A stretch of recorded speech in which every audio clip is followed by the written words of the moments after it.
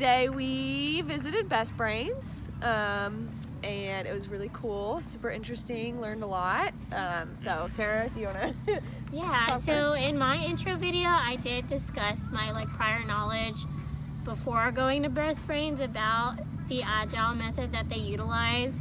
So I did have some concept of how it was used, and I utilized it myself in my undergrad.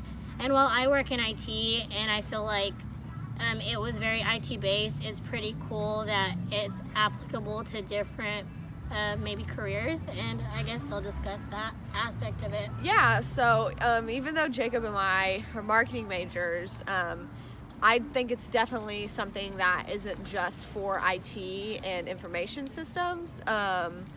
Specifically something that I think about a lot is how you have to be flexible in marketing, and you can't create plans that are super rigid, and you have to be willing to change if a situation arises. And you have to be flexible in that in order to get the best value of your program.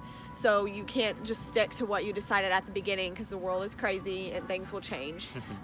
So yeah, that's just something that I've been thinking about, and then the talk today kind of solidified that and backed up what I think a lot of people have to do in marketing.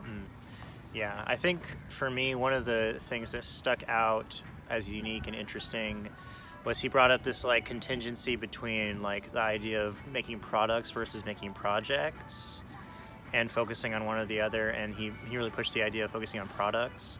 And for me, that really stood out as an important takeaway, because in the future I plan on being a creative and making things in different capacities. And then a thing that I think a lot of creatives and artists can get into is this idea of working on projects and working on honing their skills and building their craft, but having nothing to really show for it other than just the work itself. But I think something that you could apply to that is this idea of, while developing that craft, actually developing something into a product. So for instance, on this trip, we're taking a lot of photos, right?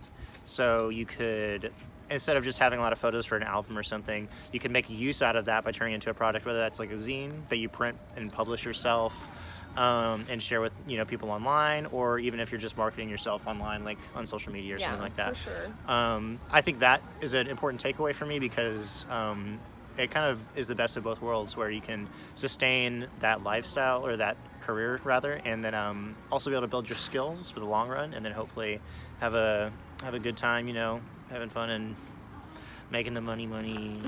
So that was a cool takeaway for me, though, and I think that's just one of the small things that I took away that I enjoyed, but there's a lot to it for sure. So Cool. yeah. Yep, that's it. Bye.